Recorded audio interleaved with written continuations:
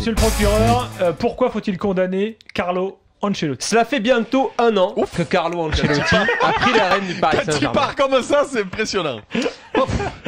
Technicien au palmarès long comme le bras, déjà vainqueur de 2 Ligues des Champions, 4 si on compte celle remportée comme joueur. C'est le genre et pas comme ceux de Michael Landreau. de personnage qui impose le respect, voire le silence. On ne le critique pas comme ça. Il y a presque une dimension blasphématoire à s'interroger sur ses choix, ses performances, et pourtant. 1 an donc, 2 demi-saisons, largement de quoi dresser un premier bilan, genre temps intermédiaire en ski. Et pour l'instant, le mystère est plutôt chocolat. Il n'a encore rien fait gagner au Paris Saint-Germain qu'il avait pris à la première place de Ligue 1. Saison 2012 blanche, Montpellier, Dijon et Lyon sont passés par là. On a mis ça sur le compte de la nouveauté. Une équipe ne se construit pas comme ça, il faut du temps. Regardez Manchester City. Alors question, après 150 millions d'euros dépensés cet été, combien de temps faut-il pour construire une équipe? 1 an? Non, pas assez. Carlo l'a avoué ce week-end, le PSG n'est pas encore une équipe.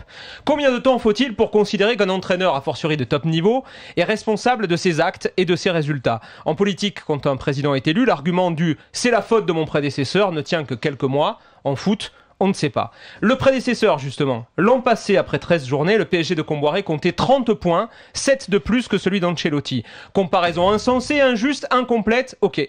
Mais Comboiré ne possédait ni l'effectif, ni le staff pléthorique de son successeur italien pour optimiser au plus vite les performances de ses joueurs. Et encore, je ne parle même pas des fameux GPS.